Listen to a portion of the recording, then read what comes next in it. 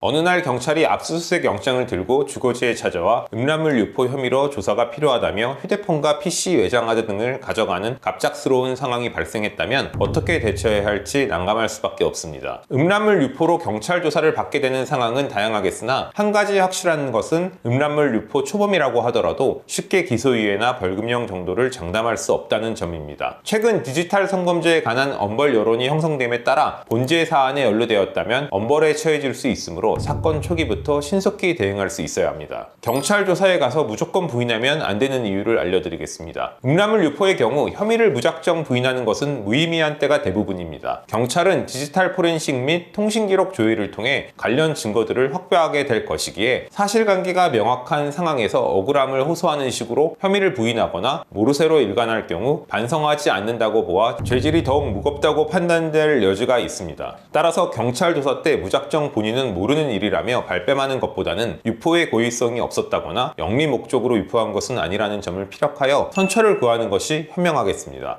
개별 사안에서의 음란물 배포의 전파성 및 파급력을 따져보고 고의성 여부를 판단한 뒤 유무죄 여부를 다툴지 혹은 양형에 집중하여 형량을 낮추는 데 집중할지 대응 방안을 수립해야 합니다. 음란물 유포 유죄가 확정되면 받는 불이익에 관해 알려드리겠습니다. 음란물 유포의 경우 성범죄 하면 가장 먼저 떠오르는 성추행이나 강간죄와는 달리 피해자에게 물리적인 접촉이 수반되지 않는다는 점에서 본죄 사건 연루 상황을 안일하게 생각하시는 분들이 간혹 계십니다. 그러나 음란물 유포 유죄로 인정되어 벌금형 이상의 처분을 받게 된다면 신상정보 등록 및 공개, 취업 제한 등의 보안 처분도 병가되기에 일상생활에 큰 지장이 생길 수 있습니다. 벌금형 처분만 받더라도 10년간 신상정보를 등록 및 공개해야 하는 의무를 지게 될 수 있으며 취업 제한 명령까지 받게 된다면 생계에 직접적인 영향을 끼치게 될 여지도 있습니다. 자칫 실형을 선고받고 구속되거나 벌금이나 집행유예로 구속은 면하더라도 여러 보안 처분을 별도로 부과받게 되는 불리한 상황에 처하게 됩니다. 불기소 처분을 받도록 노력해야 하는 이유는 어떤 것일까요? 앞서 말씀드린 것처럼 무거운 형사처벌뿐만 아니라 각종 보안 처분까지 이루어질 수 있으므로 음란물 유포 혐의를 받고 있다면 최대한 경찰, 검찰 수사 단계에서 사건이 마무리될 수 있도록 하는 것이 가장 최선의 방법입니다. 또한 본인 신분이 공무원 등 특수 직종에 재직 중이라거나 사기업이라 하더라도 회사 내규에 따라 금고 이상의 형량이 선고될 경우 징계나 퇴직 대상이 될 수도 있는 만큼 최대한 경미한 처분을 이끌어내어 사건을 원만히 마무리 지을 수 있어야 합니다. 감형에 도움이 되는 양형자료에 대해 알려드리겠습니다. 음란물 유포 경찰 조사를 받게 되었다면 우선 사실관계를 명확히 정리하여 혐의를 일부 다퉈볼 만한 여지가 있는지 또는 전부 인정하는 경우라도 사건의 경위를 고려하면 정상 참작될 부분이 있는지를 분석해 보아야 합니다. 음란물을 유포한 것이 사실이어서 결과적으로 혐의가 인정될 상황이라면 각종 양형자료 마련에 총력을 기울여 선처를 이끌어낼 수 있어야 합니다. 성범죄 사건의 특성상 재범률이 높은 만큼 본인은 결코 재범하지 않을 것임을 피력해야 하며 단순히 말로만 호소하는 것이 아닌 관련 교육을 이수하였거나 심리 상담을 받았다는 진료 기록과 같은 객관적인 자료를 제출하는 것이 좋습니다. 이때 감형에 가장 도움이 되는 자료는 피해자가 작성한 합의서이므로 만약 피해자가 특정된 사건이라면 수사 초기부터 변호사의 조력을 통해 합의 절차를 진행해야 합니다. 심리 상담 및 성범죄 재범 방지 교육 이수 등도 감형에 일정 부분 도움이 될 것이지만 아무래도 피해자로부터 용서를 받았다는 것이 가장 큰 선처 사유가 될 것임은 자명한 사실입니다. 합의가 어려울 때의 대응법은 어떻게 될까요? 만약 피해자가 특정되지 않는 등의 이유로 합의가 어려운 상황이라면 유포한 동영상의 개수, 유포 기간 등 여러 요인을 고려하여 유리하게 참작될 수 있는 정황을 포착하는 것이 중요합니다. 그 밖에도 진지하게 반성하고 있으며 결코 재범하지 않을 것임을 객관적인 자료를 기반으로 피력하여야 하며 만약 피해자가 특정되었음에도 불구하고 상대방의 완강한 태도로 합의가 결렬된 경우라면 기소 이후 재판 과정에서 최후의 수단으로 형사 공탁이라도 진행하여 피해 회복에 최선을 다하였음을 가시적으로 보여줄 수 있어야 합니다.